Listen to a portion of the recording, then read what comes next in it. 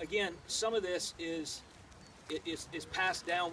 We're not confident, but this area has the look and has been referenced as the gates of hell. So when Jesus was talking to his disciples, it was a dual meaning. When he talks about the gates of hell will not prevail against, it's this idea of idol worship and just all of the evil that had taken place and that had been a part of the customs that they would have understood in their context, but then also referencing our enemy, Satan, and how that he has no authority over this movement that I'm about to start, Jesus would say. So let me just read it to you, and then we'll pray and we'll give you some free time to take pictures.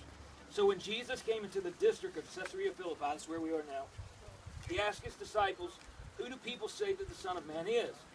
And they said, "Some say John the Baptist, others say Elijah, others Jeremiah or one of the prophets." And he said to them, I love this, "Who do you say that I am?"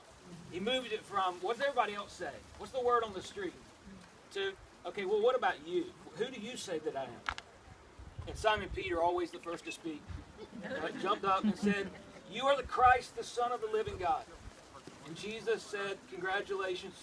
Blessed are you, Simon Bar-Jonah, for flesh and blood has not revealed this to you," because you couldn't have known it on your own. I just added that part. "But my Father who is in heaven.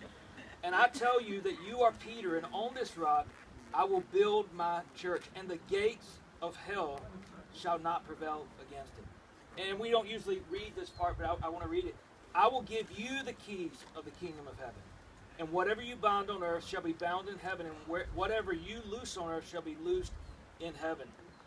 And then he strictly charged his disciples to not tell anybody that he was the Christ. This was towards the end of his earthly ministry. And as you read beyond Matthew 16, he starts making his way back towards the Sea of Galilee, eventually going through Jericho, ending up in Jerusalem for the Passover, which we'll talk about over the next couple of days. But this is one of my favorite. I have so many favorite sites, but this is one of my favorite sites because it was the first time that Jesus spoke. You know, people argue over when the church started. Did it happen in Matthew 16 or did it happen in Acts? Who cares?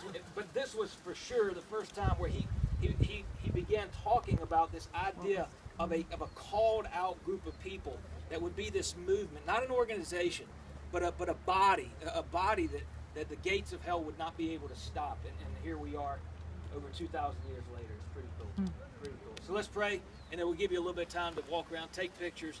You can hear the running water. There's little pools all over the place. And listen, but after I pray, don't immediately step away because I want to. We've crammed a lot in already, and